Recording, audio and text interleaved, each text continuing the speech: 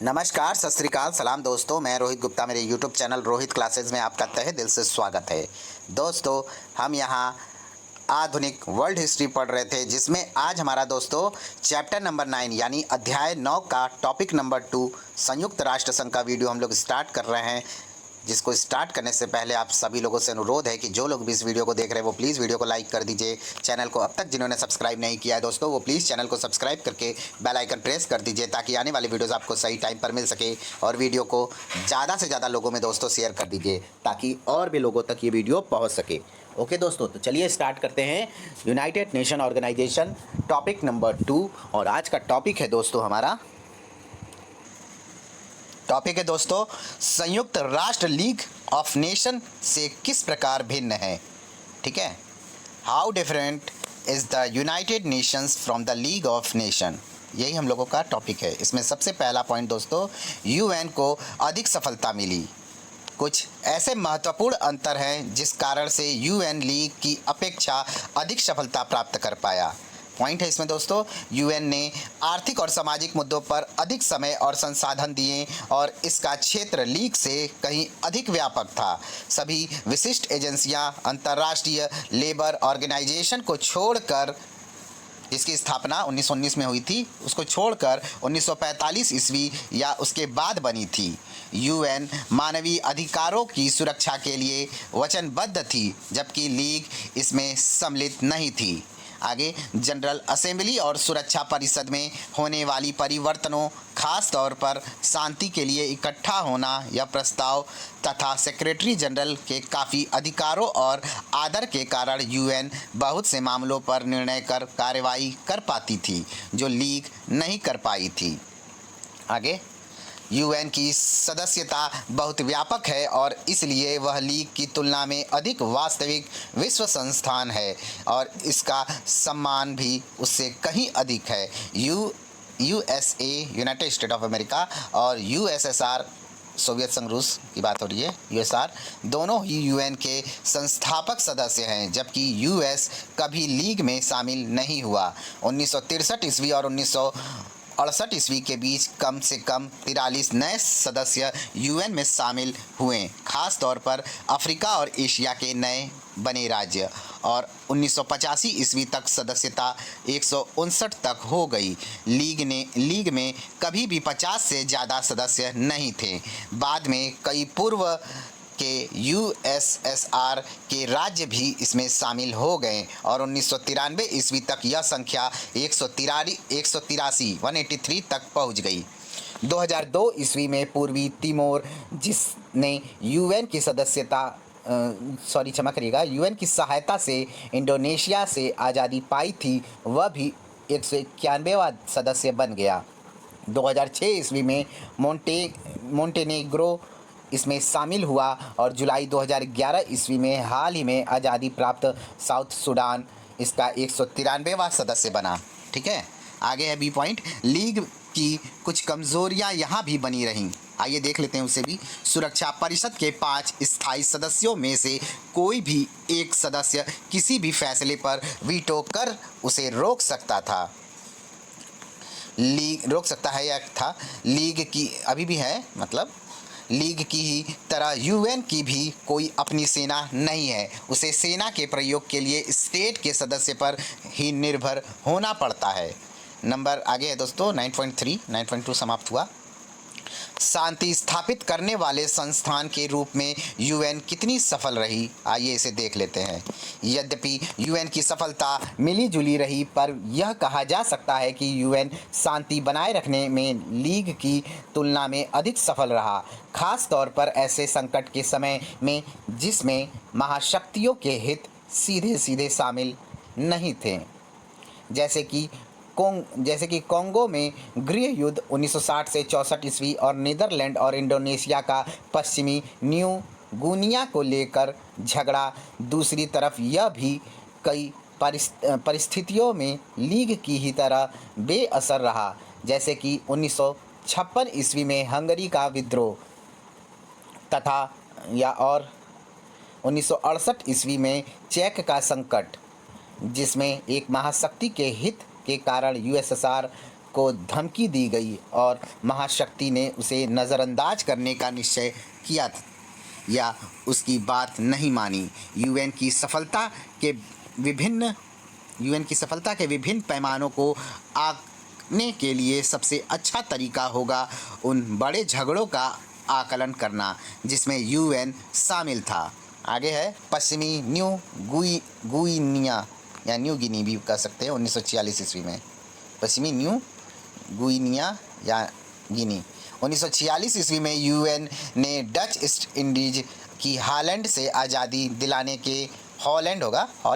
दिलाने में सहायता की थी, हेल्प किया था, जो इंडोनेशिया बन गया। परंतु पश्चिमी न्यू गुइनिया के भविष्य को लेकर कोई समझौता नहीं हुआ। इस पर दोनों ही देश अपना अधिकार जताते हैं। 1961 ईस्वी में लड़ाई छिड़ गई।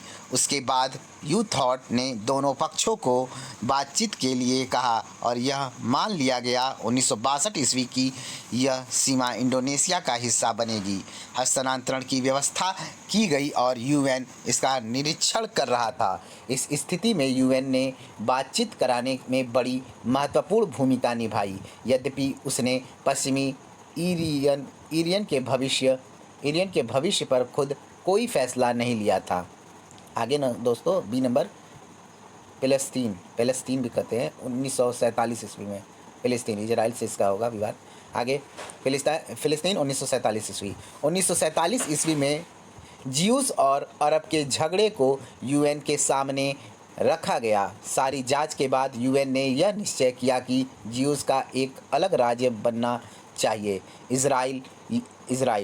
यह यूएन का एक बड़ा ही विवादास्पद फैसला था। अधिकांश अरब के लोगों को यह मंजूर नहीं था। यूएन इजराइल और अरब के राज्यों के बीच होने वाले युद्धों को नहीं रोक सका।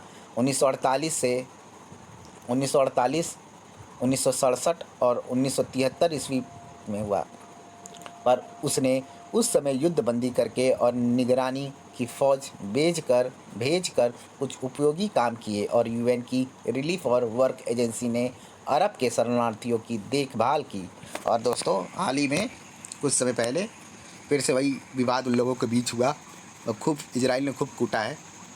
आगे देखते हैं। चलिए आप लोग न्यूज़ देखिए, उसको सर्च करेंगे आप लोगों को मिल जाएगा कि इजराइल का और फ़लस्तीन वाला का क्या विवाद था। हमास हैं उसमें, ठीक है, ये लोग मिलकर विवाद कर रहे थे, तो बढ़िया से कुटाई किया इजराइल। आगे देखते हैं सी नंबर कोरिया का युद्ध 1950 से 1953 ईस्वी। आइए देख लेते हैं। इसमें शायद दक्षिण कोरिया उत्तर कोरिया में होगा विवाद। चलिए आइए इसे भी देख लेते हैं। यही एक ऐसा अवसर था जिसमें यूएन ने उस संकट के समय में जहां सीधे एक महाशक्ति का हित शामिल था, निर्णयात्मक कार्रवाई की।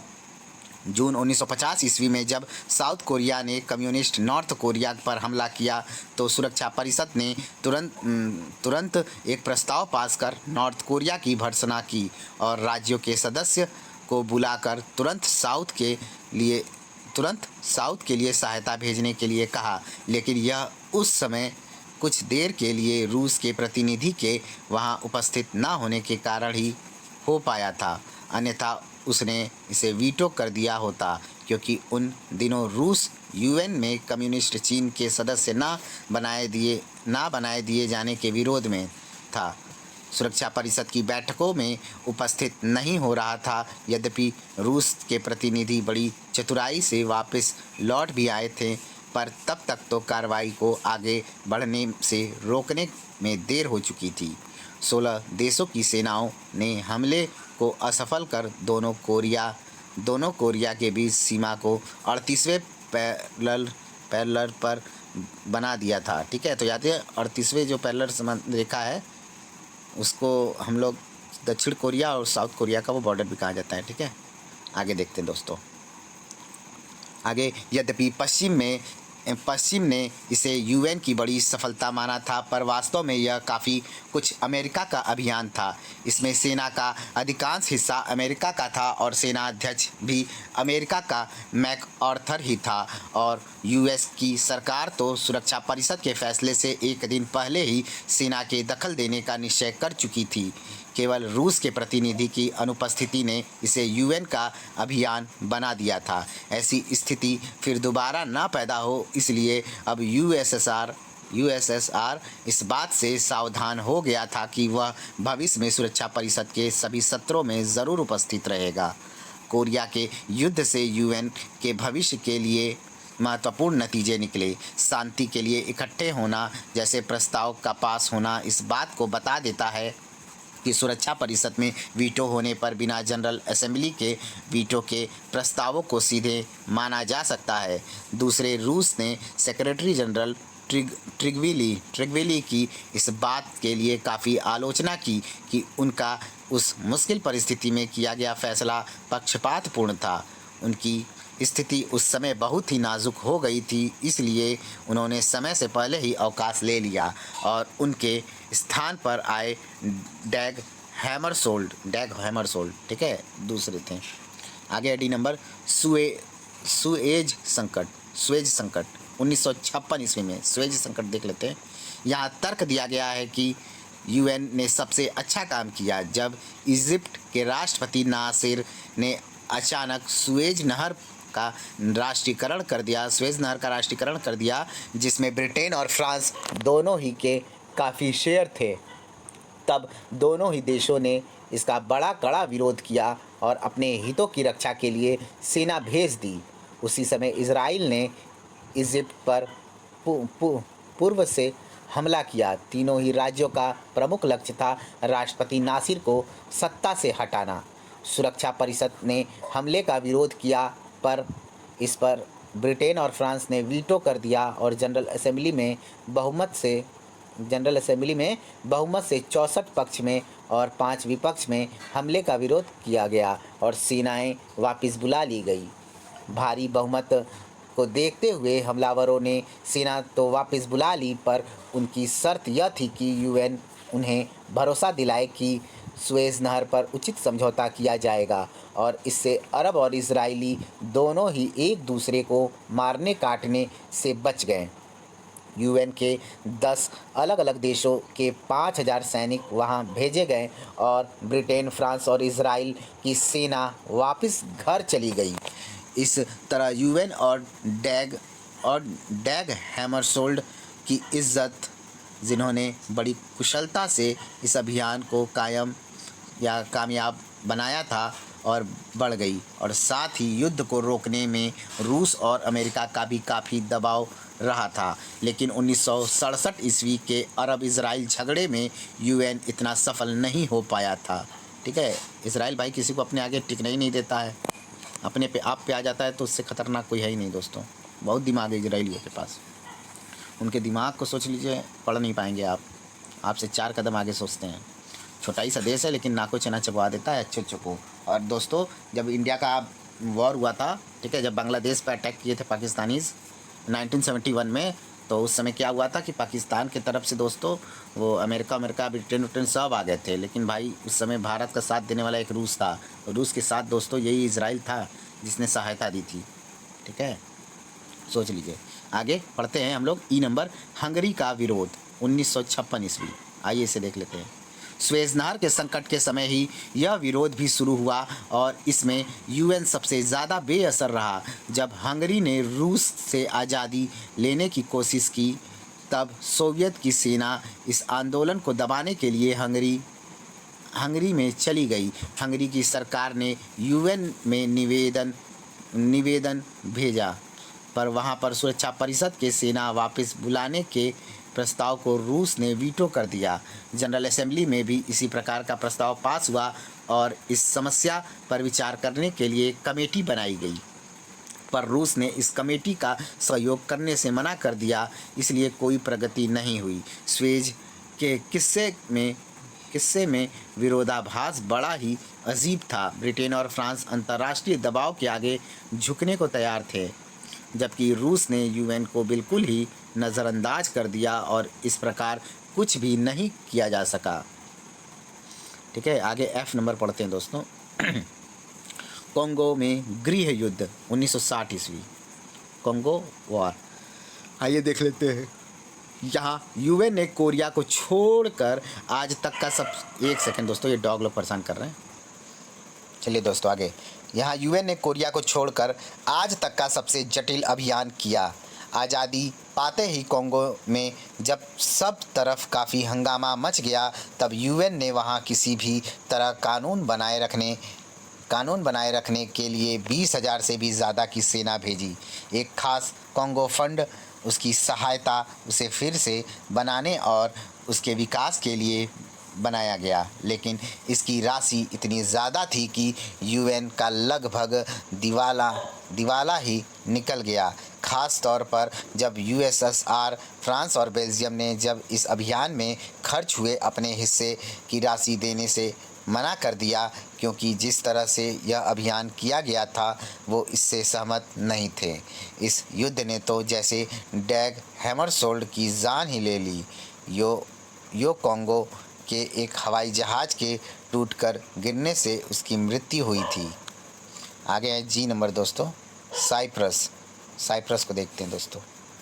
थोड़ा डॉग परेशान कर रहे हैं, फिर भी एडजस्ट करिए आप। 1964 ईस्वी में साइप्रस ने यूएन को व्यस्त रखा हुआ है। यह 1878 ईस्वी से ब्रिटेन का उपनिवेश था और इसे 1960 ईस्वी में आज़ादी मिली। यहाँ ग्रीक जिनकी संख्या 80% है, उनके और तुर्कों के बीच 1963 ईस्वी में गृह युद्ध छिड़ गए। यूएन सैनिकों की शांति सेना यहाँ मार्च 1964 ईस्वी में पहुंची। बड़ी ही बेचैनी भरी शांति यहाँ बनाई गई, पर यहाँ 3,000 यूएन सैनिकों की हमेशा के लिए आने की ज़रूरत थी, जिससे कि साइप्रस में तुर्क और ग्रीक आपस में मार काट ना मचाएं। यद्यपि यह परेशानी का अंत नहीं था। 1974 ईस्वी में साइप्रस के ग्रीक ने ग्रीस आइलैंड के साथ मिलने की कोशिश भी की, पर इससे ज़्यादा ही साइप्रस के तुर्कों ने, जिसकी सहायता तुर्की सेना कर रही थी, अपनी ही सीमा के आइलैंड के उत्तर में कब्जा कर लिया। उन्होंने वहां रह रहे सभी अभागे ग्रीक लोगों को निकाल कर बाहर कर दिया। यूएन ने हमले का विरोध किया, पर वह वहां से तुर्कों को नहीं हटा सका। यूएन की सेना युद्ध ही बंद करवा पाई और आज भी ग्रीक और तुर्की के बीच की सीमा पर यूएन की निगरानी है। आज तक भी यूएन दोनों राज्यों को मंजूर होने वाला समझौता या संविधान बनाने में सफल नहीं हो पाई है। हाल ही में बनाई गई 2004 की अनान योजना के लिए प्रयास किया गया, पर वह तुर्कों को मंजूर था, ग्रीक को नहीं। आगे एच देखते हैं। कश्मीर दोस्तों इम्पोर्टेंट है ये भी, ठीक है, ध्यान से देखिएगा। कश्मीर साइप्रस की ही तरह की स्थिति का सामना यूएन को कश्मीर में करना पड़ा। 1947 ईस्वी के बाद इस बड़े प्रांत पर, जो भारत और पाकिस्तान के बीच है, दोनों ही राज्यों ने अपना अधिकार जताया। 1948 ईस्वी में युद्ध छिड़ने के बाद यूएन ने यहाँ बातचीत कर युद्धबंदी कराई थी। अब तक इंडिया कश्मीर के दक्षिणी भाग पर कब्जा किए हुए था और पाकिस्तान उत्तरी भाग पर, और 16 वर्ष तक यूएन दोनों क्षेत्रों के बीच की युद्धबंदी की सीमा लाइन पर निगरानी करता रहा। जब पाकिस्तान ने 1965 ईस्वी में इंडियन क्षेत्र पर हमला किया, तब एक छोटी सी लड़ाई उठ खड़ी हो गई और फिर दोबारा यूएन ने सफलतापूर्वक दखल देकर युद्ध बंद करवाया। मूल झगड़ा अभी भी बना हुआ है और 1999 ईस्वी में पाकिस्तान ने फिर से असफलतापूर्वक इंडियन क्षेत्र पर हमला किया और हिंसक झड़पें हुई। यूएन या किसी भी दूसरी एजेंसी को अब कोई भी स्थायी हल निकालने की कम ही आशा दिखाई देती है। आगे दोस्तों आई नंबर देखते हैं।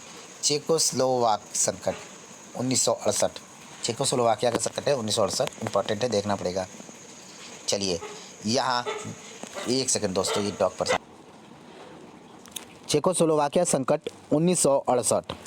यहाँ 12 वर्ष पहले हुए हंगरी के विद्रोह जैसा ही कुछ दोबारा घटित हुआ था, जब चेक के निवासियों ने यह कहना शुरू किया कि मॉस्को के अनुसार वे कुछ ज़्यादा ही आज़ाद हो गए हैं। तब रूस और वारसा समझौते की सेना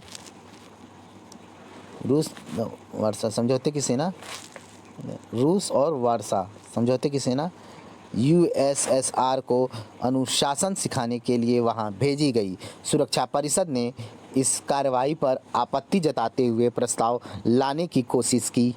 तब रूस ने यह कहकर वीटो कर दिया कि चेक सरकार ने दखल देने के लिए कहा था। यद्यपि चेक के लोगों ने इससे इनकार किया, पर यूएसएसआर के सहयोग न देने पर यूएन कुछ नहीं कर सका। ठीक है, नहीं संकट कर रहे हैं, क्षमा करें, इतना सहयोग ना देने पर यूएन कुछ नहीं कर सका। आगे दोस्तों जे नंबर लेबनान। आइए लेबनान के बारे में भी देख लेते हैं। इधर लेबनान में गृह युद्ध चल रहा था 1975 से 1987। उधर लेबनान के दक्षिण में क्रिश्चियन लेबनान जिनकी सहायता इजराइल कर रहा था, और फ़लस्तीन के बीच सीमा विवाद से मामला और उलझ गया था। मार्च 1978 ईस्वी में इजराइल ने फ़लस्तीन के उस गोरिल्ला बेस को नष्ट करने के लिए जहां से उत्तरी इजराइल पर हमले हो रहे थे, दक्षिणी लेबनान पर हमला कर दिया। जून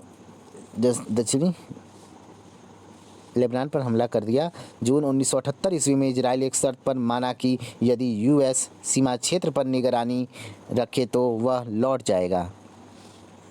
आगे यूनाइटेड नेशन की लेबनान की अंतरिम सेना भी उसको कहीं कहीं बोलते हैं। ठीक है, यूनिफिल भी बोलते हैं इसको, अंतरिम सीमा, जिसमें लगभग 7,000 सेना की टुकड़ियां थीं, उन्हें साउथ लेबनान भेजा गया। इसने इजराइल की वापसी का निरीक्षण किया और वह उस क्षेत्र में कुछ शांति बनाए रखने में कामयाब रहा। आगे दोस्तों कामयाब रहा, पर वहाँ सीमा के उल्लंघन का, हत्या का, आतंकवाद का और बंधकों को पकड़ने का झगड़ा बराबर चलता रहा। आगे देखते हैं दोस्तों। 1990 के दौरान एक और नया शत्रु साउथ लेबनान के बेस से इजराइल को परेशान करने लगा। यह था मुस्लिम शिया संगठन जिसका नाम था हिजबुल्लाह। इजराइल के अनुसार इसे ईरान और सीरिया साथ दे रहे थे। ठीक है, क्या इजराइल के अनुसार इसे ईरान और सीरिया सह दे रहे थे। ठीक है, आगे इसके विद्रोह में इजराइल ने साउथ लेबनान पर बड़ा हमला कर दिया। अप्रैल 1966 ईस्वी और 1999 ईस्वी तक अधिकतर क्षेत्र पर कब्जा कर लिया। एक बार फिर यूनिफिल ने इजराइल की वापसी की निगरानी कर इसमें सहायता की और सेना की तादाद बढ़ाकर 8,000 कर दी गई। 2002 में क्षेत्र में कुछ शांति दिखाई दे रही थी। आगे तो उस यूनिफिल को घटाकर 3,000 कर दिया गया। यूनिफिल ने लेबनान की सेना को प्रशिक्षण और संसाधन दोनों देकर मजबूत करने की बहुत कोशिश की। आखिरकार दोनों सेनाएं मिलकर स्थिरता बनाए रख पाई। यद्यपि स्थायी हल निकालना अभी मुश्किल दिखाई दे रहा था। 2006 ईस्वी में हिजबुल ने इजरायली गश्ती सेना पर हमला कर दिया।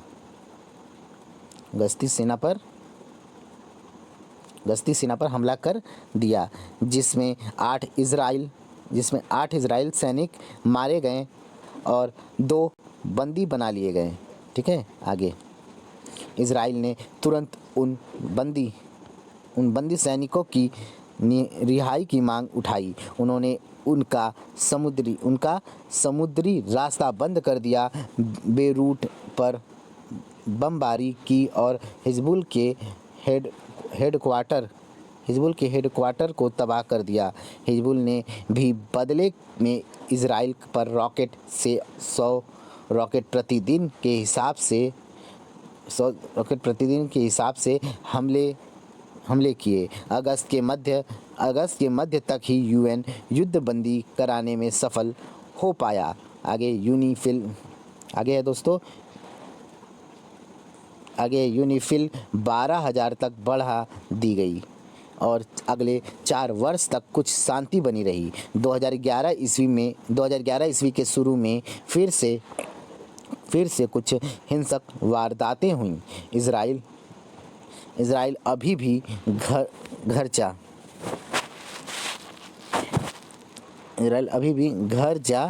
घरजा गांव के छोटे से क्षेत्र के पास से हटने को तैयार नहीं है। उत्तर की ओर से वातापी की लाइन 2006 में क्षमा करिएगा, गलत पढ़ दिया, 2006 में मान ली गई थी। ठीक है, आगे लेबनान की सेना और इजराइल की बचाव सेना के बीच कितनी ही बार दोनों तरफ से गोलीबारी हुई है। यूनिफिल पर आतंकवादी हमले हुए और इजराइल पर रॉकेट से हमले हुए। ठीक है, आगे दोस्तों हमारा के नंबर, ईरान इराक युद्ध 1980 से 1982 ईस्वी। ठीक है, क्षमा करिएगा दोस्तों, गलत पड़ गया, 1980 से 1988 ईस्वी तक। ठीक है, ईरान इराक युद्ध।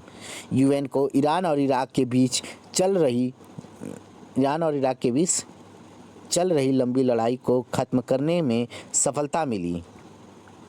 आगे वर्षों तक बीच में पड़ने के बाद आखिरी यूएन युद्ध बंद कराने में कामयाब हुआ। यद्यपि यह भी सच है कि दोनों ही पक्ष लगभग थक चुके थे।